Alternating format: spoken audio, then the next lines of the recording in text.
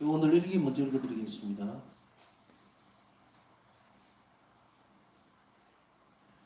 어느 날 나는 하나님의 심판석으로 풀려나갔다. 나 혼자 주님 앞에 서 있었다. 예수님께서는 우리가 잘 아는 순환당하실 때의 모습으로 나타나셨다. 그런데 잠시 후에 그분의 모든 상처는 다 없어지고 오직 5군데의 상처, 곧 손과 발, 옆구리의 상처만 남았다. 갑자기 나는 하나님께서 나를 보시는 것처럼 내 영혼의 상태를 완전히 볼 수 있었다. 하나님께 무엇이 마음에 드시지 않는지 모두 분명히 볼 수 있었다. 나는 지극히 작은 잘못까지도 주님 앞에서 이렇게 죄값을 청산해야 하는 줄은 몰랐었다. 이 순간, 이런 순간을 누가 묘사할 수 있겠는가? 삼위일체로 세배로 거룩하신 하나님 앞에 서 있는 이 순간을 예수님께서 나에게 물으셨다. 너는 누구냐? 나는 대답했다. 저는 당신의 종입니다, 주님. 너에게는 하루 동안 여러 개 불 속에 있어야 할 만큼의 죄가 있다. 나는 그 즉시 나 자신을 활활 타오르는 여러 불에 던지고 싶었다. 그러나 예수님께서는 나를 말리시면서 말씀하셨다. 너는 어느 쪽을 선택하겠느냐? 지금 연옥에서 하루를 견디겠느냐? 아니면 세상에서 얼마 동안 좀 더 고통을 받겠느냐? 나는 대답했다. 예수님, 저는 연옥에서 고통을 당하고 싶습니다. 그리고 저는 또 이 세상에 살면서 제일 큰 고통을 받고 싶습니다. 비록 그 고통이 세상 끝나는 날까지 계속되더라도 말입니다. 예수님께서 말씀하셨다. 둘 중에 하나로 충분하다. 너는 다시 세상으로 돌아갈 것이다. 그리고 그곳에서 많은 고통을 겪게 될 것이다. 그러나 오래가지는 않을 것이다. 넌 나의 뜻과 내가 원하는 것들을 성취하게 될 것이다. 네가 이런 일을 성취할 수 있도록 나의 성실한 종이 너를 도와줄 것이다. 이제 너는 머리를 내 가슴, 내 성심에 기대고 쉬어라. 그리고 나의 성심에서부터 이런 고통을 이겨낼 수 있는 힘과 능력을 받아라. 나의 성심 외에는 다른 어느 곳에서도 너는 어떤 휴식도 도움도 또 위안도 얻지 못할 것이기 때문이다. 네가 앞으로 고통을 무척 많이 받을 것이라는 것을 알아야 한다. 그러나 그 때문에 겁먹지는 말아라. 내가 늘 너와 함께 있다. 이 일이 있은 지 얼마 후에 난 병이 들었다. 모범의 허약함이 나에게는 인내심을 키우는 학교였다. 내가 나의 임무를 수행하기 위해서 얼마나 많은 노력을 해야 했는지는 예수님만이 아신다. 영혼을 정화시키기 위해서 예수님은 당신이 원하시는 어떤 도구라도 사용하신다. 내 영혼은 피조물로부터 완전히 버림을 받았다. 나의 아주 좋은 취향조차도 흔히 수녀들로부터 오해를 받았다. 이런 고통은 고통 중에서도 가장 아픈 것이었다. 그러나 하느님은 이것을 허락하시고 우리는 이것을 받아들여야 한다. 우리는 이런 방법을 통해서 예수님을 더욱더 닮아가기 때문이다.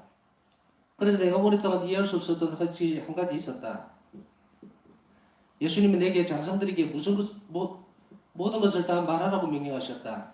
그렇지만 나의 장성들은 내가 한 말을 믿지 않았을 뿐만 아니라 마치 내가 헛것을 보거나 상상을 하기라도 하는 것처럼 나를 동정하면서 딱하게 생각했다. 이런 일들 때문에는 내가 헛것을 본다고 믿게 되었고 헛것을 보는 것이 두려워서 내적으로 하나님을 피하기로 결심했다. 그러나 하나님의 은총은 내 발자국마다 나를 뒤쫓아 인도하셨고 내가 전혀 기대하지도 않을 때에 하나님은 내게 말씀하셨다. 하루는 예수님께서 우리나라에서 가장 아름다운 도시에 아마 바르샤바에 있을 것이다. 큰 징벌을 내리시겠다고 내게 말씀하셨다. 이 징벌은 하나님께서 소돔과 고모라에 내리셨던 것과 같을 것이라고 하셨다. 나는 하나님께서 크게 노하신 것을 보았고 무서운 좋은 일이 내 마음을 꿰뚫었다. 나는 침묵 중에 기도했다. 잠시 후에 예수님께서 내게 말씀하셨다. 내 아이야, 너는 미사 중에 자신을 내게 아주 가까이 일치시키라. 그리고 그 도시의 죄를 속지 않은 것으로 나의 피와 상처들을 내 아버지께 봉헌하여라. 미사 동안 내내 끊임없이 이렇게 하여라. 7일 동안 이렇게 하여라. 7째 날에 나는 환한 구름 속에 계시는 예수님을 보았다. 나는 예수님께 그 도시와 나의 조국을 구워보시라고 간청하기 시작했다. 예수님께서는 자비롭게 내려다보셨다. 예수님의 그 자비심을 보고 나는 그분께 강복을 청하기 시작했다. 예수님께서는 즉시 말씀하셨다. 너를 생각해서 나는 이 나라 전체를 강복한다. 그러고는 그분은 우리나라를 위해 큰 십자가 표지를 그으셨다. 하느님의 선하심을 보면서 나의 영혼은 크나큰 기쁨으로 가득 찼다. 1929년 어느 날 미사 중에 하느님께서 특별한 방법으로 내게 더 가까이 계심을 느꼈다. 나는 여러 번 하느님으로부터 도망을 쳤었다.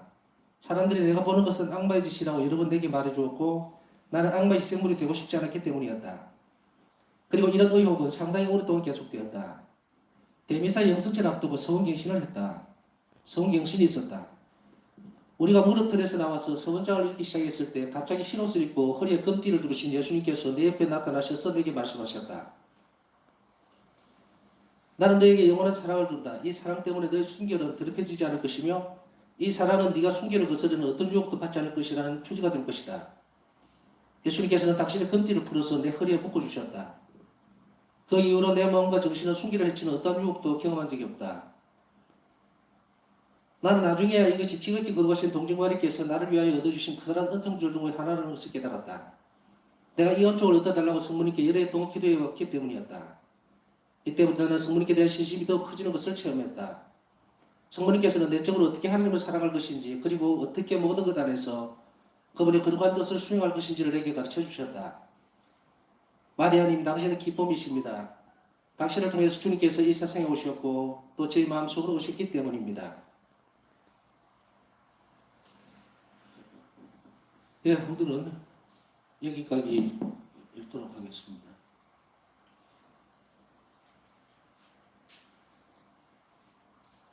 시간상으로 보면 지금이 상당히 졸리는 시간입니다.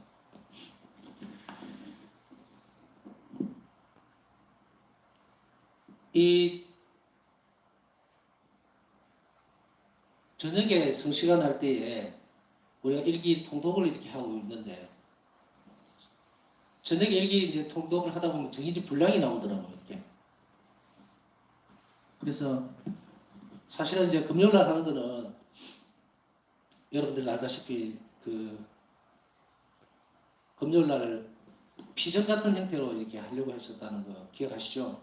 근데 요즘은 이제 그것 때문에 코로나 때문에 그게 안 되고 그래서 이것을 어떻게 좀 다양한 방법으로 바꿔갈 수 있을까 하는 생각을 하다가 이제 일기를 가지고서 다시 해야 되겠다. 근데 첫 출발할 때는 오늘이 벌써 이제 금요일로는 세 번째인데 첫 출발할 때는 이렇게 생각을 했었어요. 뭐 저녁에 성시간 할 때에 일기 통독을 쭉 하니까 금요일 날은 일기를 설렁설렁 한다 할까. 설렁설렁은 아닌데 이렇게 첫 페이지부터 쫙 읽어 나가는 거는 이미 하고 있으니까 안 해도 되겠다.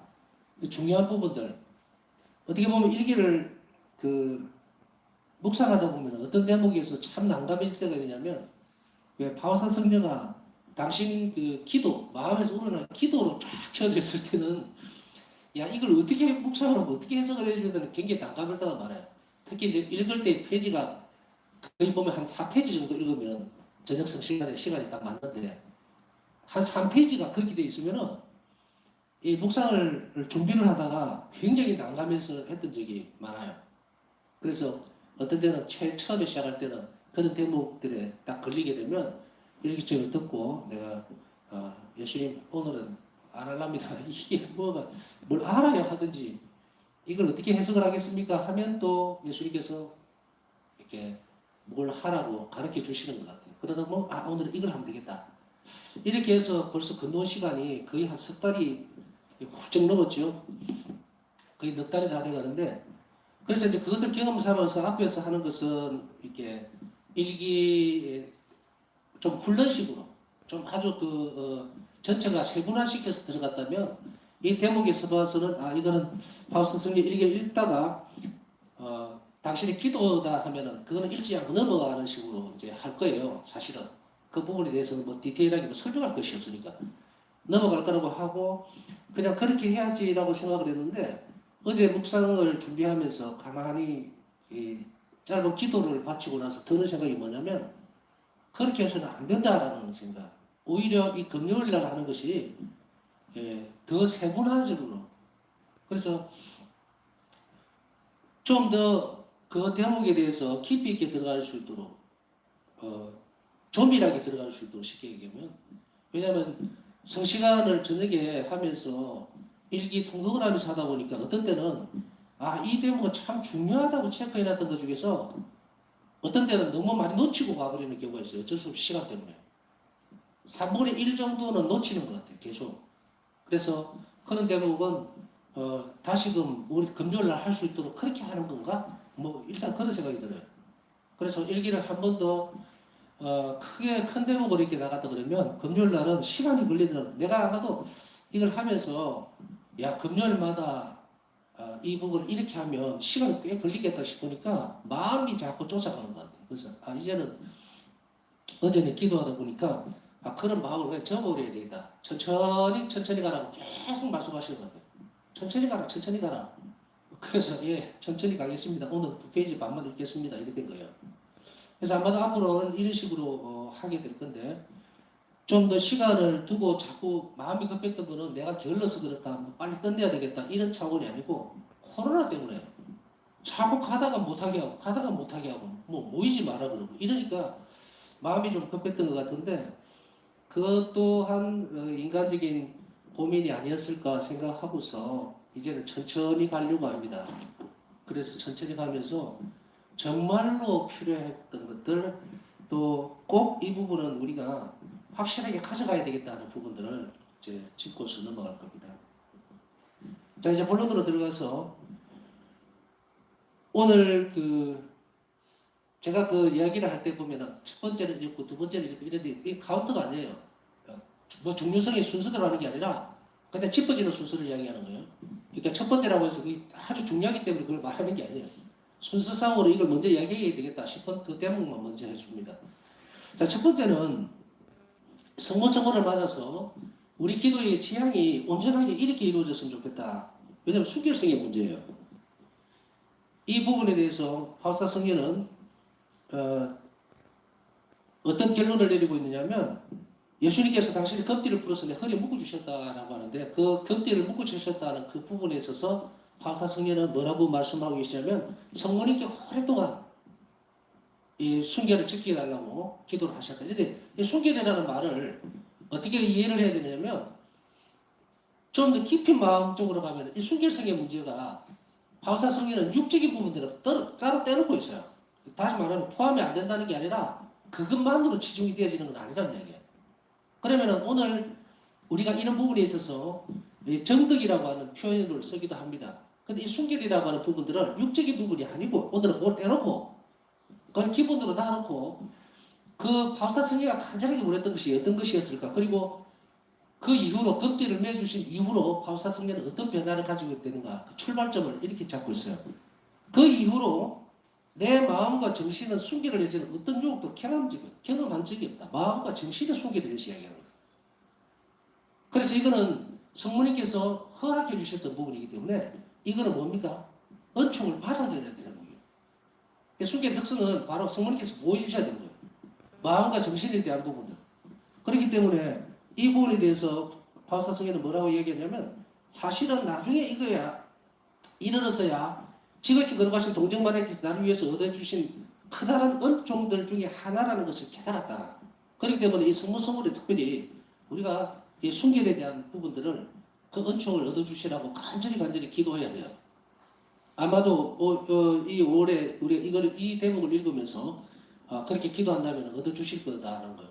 근데 이게 나는 어느 쪽으로서 해석을 이걸 조금 더 확대해서 해보고 싶으냐면 이 순결성과 마음의 정신의 순결이라는 것은 교회의 가르침에 어긋나는 어떤 것도 받아들이지 않는 거예요.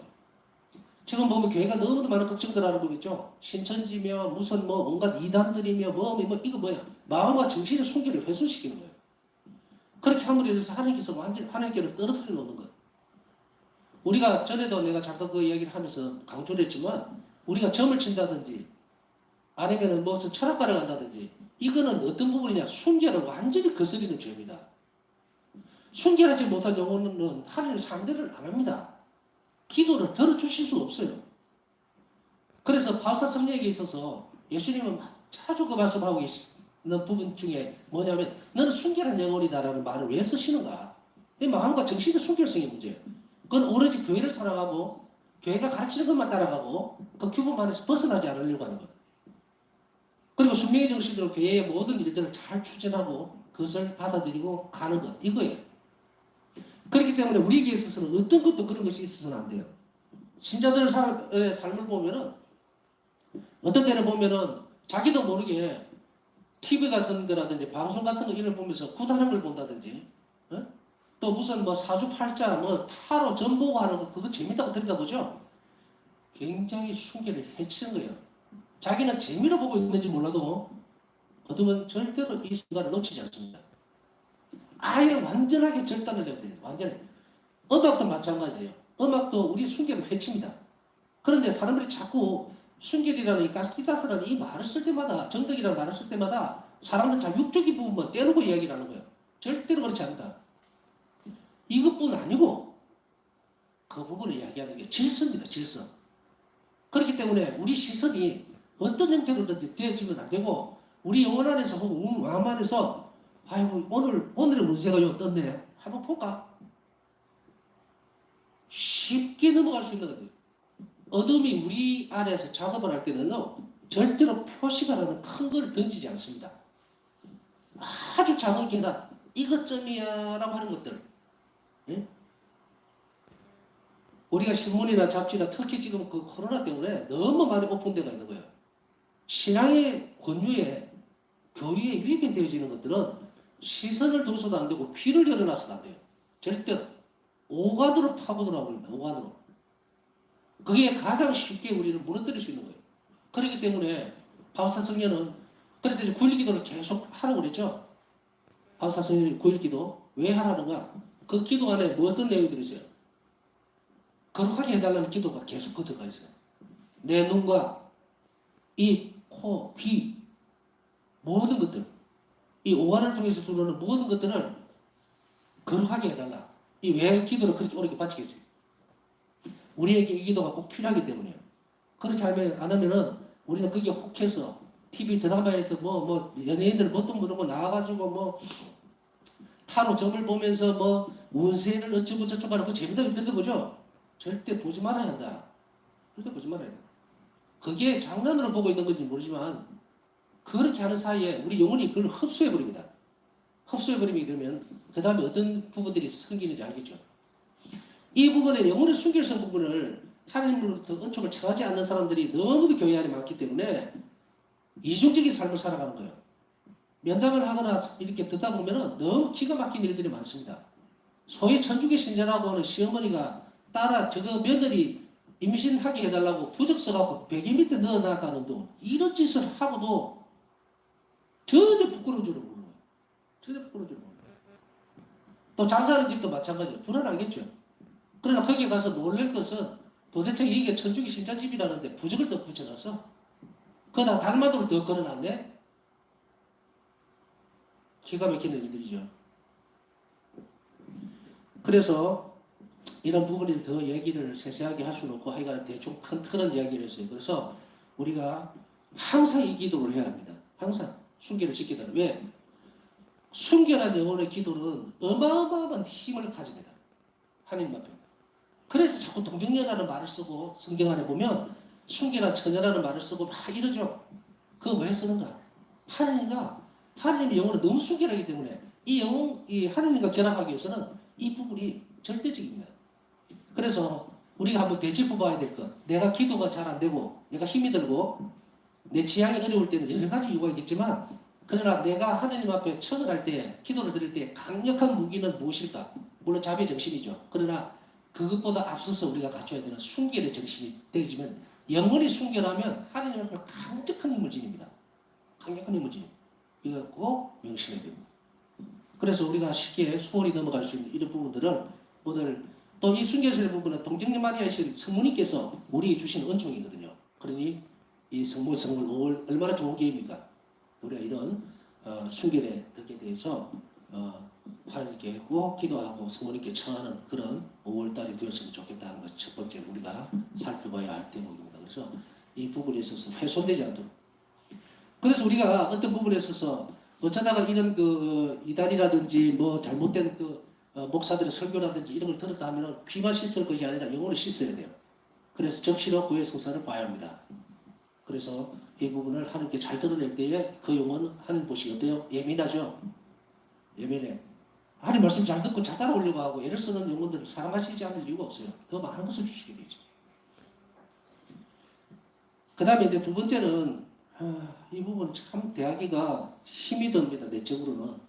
어떤 부분이냐면 바우사 성리 초기이기 때문에 지극히 작은 잘못까지도 주님 앞에서 이렇게 죄값을 청산해 하는 줄은 몰랐었다. 이 작은 부분까지도. 그런데 이 작은 죄값이라고 하는 것을 예수님은 어떻게 이 말씀하고 계세요? 아주 작은 죄였잖아요. 그런데 있는 그대로의 사실만을 우리가 들여다봅시다. 예수님께서는 그 작은 죄 때문에 바사 성녀에게 뭘 요구를 합니까? 선택하는 거죠. 그런데 지옥 여러 개 형벌, 여러 벌에 불에 하루 들어가 있을래? 하루. 아니면 이 땅에서 고통을 받을래? 여기에서 유추해 볼 수 있는 것은 뭐 큰 상상력이 필요한 것도 아니고 뭐 사고가 필요한 것도 아니에요. 우리가 짓는 그 작은 죄가 여러 벌에서 하루를 지내야 된다면 엄청나다는 것을 우리는 알아들어야 되겠죠. 그리고 여기서 한 번 더 상기시키고 있는 것은 뭐냐면 우리는 절대로 소홀히 하지 말아야 된다. 우리가 연옥 영혼을 생각하고 사랑할 때 적시적시 그런 걸 많이 생각해야 돼요. 왜냐하면 연옥은 불입니다. 불. 잊어버리지 말아야 돼요. 그냥 뭐 우리 여기 세상에 있는 교도소 그거가 뭐 새끼 밥 잘 먹고 뭐 그런 거 아닙니다. 저는 한 번씩 그 뒤에 이렇게 쓰레기 태우다가 이렇게 하다 보면 잘못하면 그 쇠판이 달아있는 부분에 탁 대일 때가 있어요. 그러면 여기가 완전 금방 익어버리죠. 엄청 뜨거울 때 퍼뜩 어떤 생각이 되냐면 연옥현보를 생각합니다. 연옥불을. 연옥불을 생각합니다. 왜냐하면 제가 어릴 때 실제로 있었던 그런 체험들을 어떤 분한테 들은 적이 있어서 나도 그렇게 해야 되겠다 싶었는데 뭐 길게 지금 설명할 수 있는 것은 아니에요. 그 뭐냐면은 무당을 하다가 두 번 그 시어머니가 찾아와서 며느리 보고 니는 참 천주교 잘 선택했다. 그런데 찬물을 그러니까 뜨거운 물을 보거나 뜨거운 불길을 볼 때마다 나를 위해서 나를 좀 기억해 달라. 뭐 그런 거 있어야 하잖아요. 그 얘기 실제로 있었고 또 그 사람도 성당에서 견지까지 다 받고 열심히 살고 있습니다. 저도 한 20년 거의 한 30년 40년 전에 들었던 이야기인데 30년 후에 신부가 되고 그 사람 봤어요. 잘 살고 있더라고. 그런 처음이 있으니까 그런가 모르겠어. 여하튼 그래서 그것이 그렇게 좀 많이 좀 남아 있었던지 나도 뜨거운 불만 볼 때마다 겁이 나. 그래서 불 때마다 여러 경우도 있어 기도해요. 정말 우리는 이렇게 잘 먹고 잘 살고 암만 이 세상에서 걱정이 많다 한들 그 불길 속에 있지는 않으니까. 저는 화상을 입어봐서 알아요. 그 불길 우리 여기 있는 자매를 한 번도 잘 알고 계시겠지만 그 너무 고통스러운 기억입니다. 너무너무 힘들어요. 그런 체험을 꼭 해야만 연옥불이 얼마나 무서운 것인지를 알아야 채야 되는지 그건 모르겠습니다. 그러나 예수님은 이 말씀을 하시면서 어떤 부분을 강조하고 싶어 하시겠어요? 여기에서 알아낼 수 있는 것은 근데 참 파스터는 성녀는 내가 이 부분을 처음 읽었을 때 웃었어요. 연옥불도 연옥 고통도 받고 싶고요. 이 지상에서도 저는 할랍니다. 예수님 참 너무 오히려 그렇게 나오니까 예수님 말이시죠. 됐다, 한 개만 해라. 한 개만 해라. 얼마나 대단한 분인지 모르겠어요. 어느 쪽을 선택하겠느냐 했더니 두 개를 다 달라고 그러요. 그래서 여기서 우리가 알아낼 수 있는 것은 연옥에 대한, 연옥 고통에 대한 증언의 부분이라고 볼 수 있습니다. 예수님 입을 통해서 나온 말이에요. 우리 복음에서 이 말이 많이 나오죠. 근데 체감을 못해. 체감을 못해. 복음에 그런가 보다. 얼마나 그거를 알아듣지를 못하고 있으면 예수님께서 이 말씀을 한 번 더 상기시켜 주시는데 나중에 파우사 성녀는 이 부분을 어떻게 또 일기에서 말씀하고 계시냐면 이 땅에서 당하는 고통이 얼마나 행복한 것이었는지를 알 수 있다면 이런 이야기네요. 그러나 이미 그 고통을 알 때는 늦었다. 그때는 이미 늦었을 것이다. 왜? 죽을 순간이나 겨우 깨달을 거니까. 그러니까 현명하고 지혜로운 사람은 뭡니까? 하나님 나라의 지식과 지혜를 또 그 상태를 지금 실천하는 거예요. 받아들이는 거예요. 그래서 우리가 여기 있는 거죠. 그래서 미국에 일어날 수 있는 일들을 미리 선제해서 이렇구나 하고 신앙으로 받아들이고 실천하는 것이 대단히 중요합니다. 그래서 이런 고통은 한 것으로 벌써 한치의 오차가 있어도 안 되는 부분이에요. 그래서 흠도 티도 없어야 됩니다. 얍삽한 머리를 써서는 안 돼요. 절대로. 모든 것들은 대가를 다 치러야 되는데 그럼 이래 되면 너무 공부스럽지 않느냐라고 얘기를 할 수 있어요. 근데 초입에서는 이제 이렇게 나옵니다. 그러나 그 부분에 있어서 그 뒷부분은 이 연옥 고통이 이렇게 우리 작은 죄에도 엄청난 고통을 불러일으키는데 이것을 벗어날 수 있는 길은 한 가지밖에 없어요. 뭡니까? 자비로운 사람이 된 거예요. 그래야 벗어날 수 있어요. 그 외에는 방법이 없어요. 그렇기 때문에 이 고통은 무엇을 통해서 드러난다면 자비로 드러나야 됩니다. 그래서 연옥에 대한 이 죄에 대한 대가에 대해서 철저하게 잘 분석하고 이해해야 됩니다. 그러니까 어떤 때는 성사 주다 보면은 실실 웃으면서 고백하고 나가는 사람은 기가 억장이 무너져요. 억장이 무너져. 웃으면서 시골에 거짓말 한번 했습니다. 주님 이사 빠졌는데요. 뭐 어쩌는데, 야 이게 참 때릴 수도 없고, 어? 어떤 때는 그 구멍에다 물총 하나 놔놨다가 좀 쏘고셔.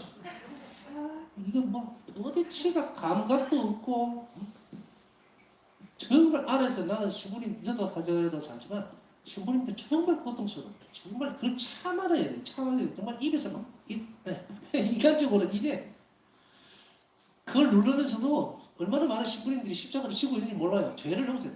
그 사제들의 태도들이 뭐 하여간 이래 됐다 하더라도 적어도 한 가지 분명한 사실은 이 코에서 안에서만큼은 십자가를 지고 있다는 거. 그걸 아셔야 돼요. 그게 잘난 신부든 못난 신부든 똑똑한 신부든 또 뭐 조금 그렇게 하는 신부든 상관없어요. 고요수 안에서는 동일하게 엄청난 고통을 받습니다. 참아야 돼. 예수님 용서하셨으니까 나도 해야지. 화를 내서 안 돼야지 하는 그거를 계속 반복적으로 평생을 그렇게 깔고 사는 것이 우리 신부들의 삶입니다. 그러니 여러분들이 신부님들을 너그럽게 잘 봐주시고 좀 인간적으로는 조금 거시기에도 기도해 주시고 잘 받쳐줄 때에 힘을 내서 또 예수님의 닮은 사제가 되지 않겠나 그런 생각이 듭니다.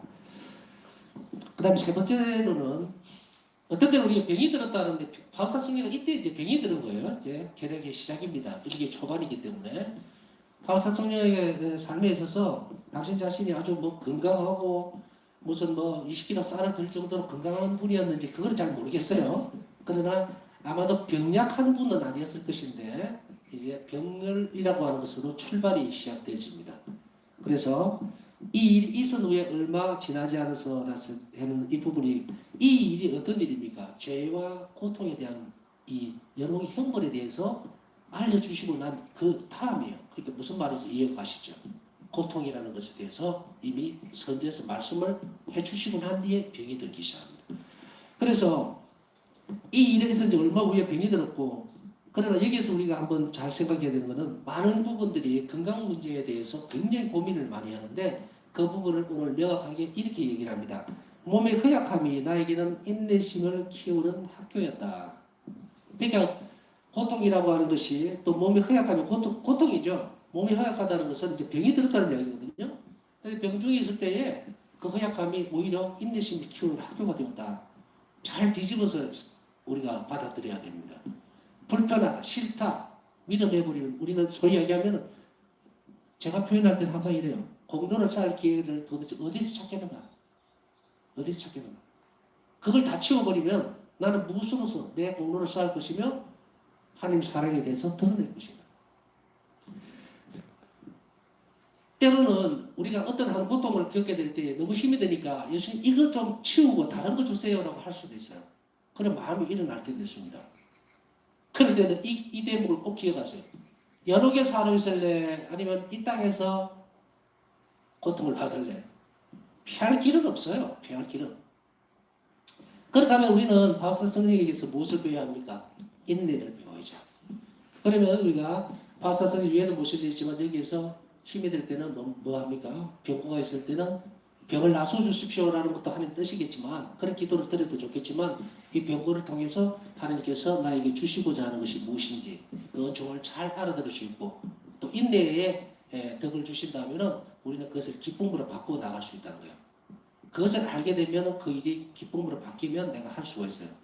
그래서 내가 나 임무를 수행하기 위해서 얼마나 많은 노력을 해야 되는지는 예수님만이 아신다. 이 고통 속에서도 일을 할 때에 그 일을 통해서 하는데 바울사 성령은 이 고통을 겪음으로 인해서 다른 사람들이 멀쩡하고 정말 건강한 사람들은 인내심을 안 키웁니다. 왜? 자기가 세상의 중심인 줄 알아요.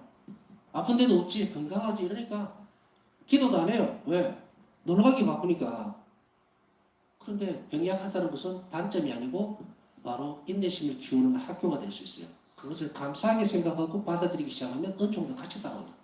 그랬을 때 그 사람을 그 일을 위해서 하시는 거예요. 또한 동시에 영혼을 정화시키기 위해서는 어떤 도구라도 사용을 하시기 때문에 하느님은 고통 중에서 가장 아픈 것을 뭐라고 하냐면 피조물에게서 버림받는 거예요.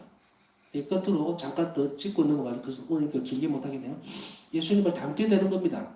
그런데 닮게 되는 것은 어떻게 해서 닮느냐면 하느님은 이것은 이러한 것들을 첫 번째로 허락을 해주시고 두 번째로 인간으로서 받아들여야 됩니다.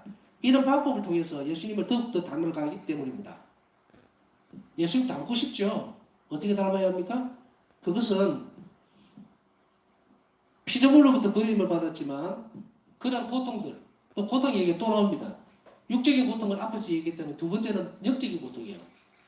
수녀들에게 오해를 받고 우리 사람들에게도 오해받는 경우가 많죠. 오해도 받고 뭐 하는 이 버림받았던 느낌, 그 고통이 제일 큰 거예요. 그 고백을 하고 있어요. 이런 고통은 고통 중에서 가장 아픈 것이다. 그러나 이것은 이런 방법을 통해서 예수님이 나를 어떻게 해주신다? 닮게 해주신다는 거예요. 잊지 말아야 합니다. 우리는 예수님을 닮아야 해요. 닮아야 합니다. 어떤 식으로 닮아야 됩니까? 얼굴이 닮아야 됩니까? 성별이 다른데 어떻게 달라? 그거는 문제가 아니죠. 예수님 성심을 닮아야 된다는 거예요. 예수님 심장에 나왔던 그 자비로 그걸 닮아야 한다. 그걸 닮은 방법은 바로 그 방에 있던 이 부분입니다. 고통을 통해서만 예수님을 닮을 수 있다는 거예요.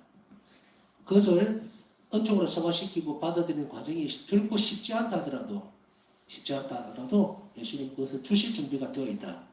그러니까 우리가 이 부분을 가지고서 예수님 앞에 갈 때에 우리는 때때로 항상 우리 자신의 고통을 가지고 예수님 앞에 가야 합니다.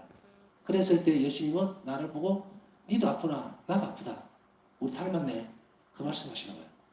그런데 뭘 사진 육신 멀쩡하게 와갖고 저 왔어요 이러면 너는 어디를 닮았냐 너를 닮은 데가 하나도 없어. 닮은 데가 하나도. 우리 영혼이 지향하고 갔을 때 하나님을 완전히 닮는다는 것은 바로 이 부분입니다. 외형적인 부분이 아니라는 거 말씀드렸죠. 영혼이 닮아야 해요.